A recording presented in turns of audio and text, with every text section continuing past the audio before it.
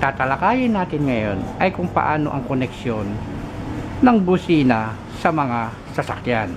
Ito ay truck, bus, kotse, jeep o motor.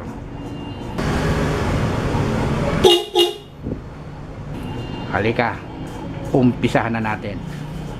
Sa paglilinya ng busina, kailangan natin ng natural busina.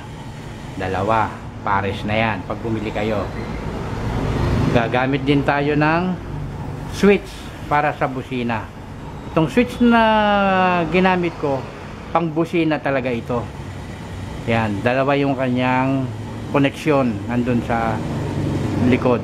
Gagamit din tayo ng relay, isang relay. Ito rin yung relay na ginagamit sa mga ilaw. Yan yung 4-pin relay. At syempre, gagamit din tayo ng fuse para sa power ng ating busina. Itong relay na ating ginagamit ay 4-pin. Meron tayong pin 30, pin 85, pin 86 at pin 87. Yung pin 30, ito yun, yung pula na wire. Pinagsama ko na sila yung pin 86 dahil papunta roon sa fuse box. Ayan. At yung pin 85, itong pin 85 ay yung ground papunta sa switch. Yung isang connection niya pumunta rito sa switch at yung isa pumunta sa ground. Tandaan natin, itong aking wiring ng busina ay negative trigger.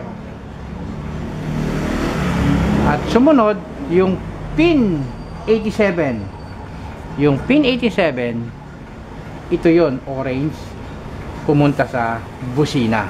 Kaya pinagsama ko na sa isang wire yung dalawang koneksyon ng busina. Ang busina may dalawang koneksyon.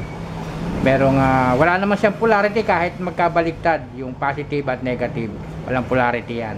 Kaya yung isa, yung wire, pinagsama ko na yung negative, ayun, papunta sa ground o yung sa inyong chassis.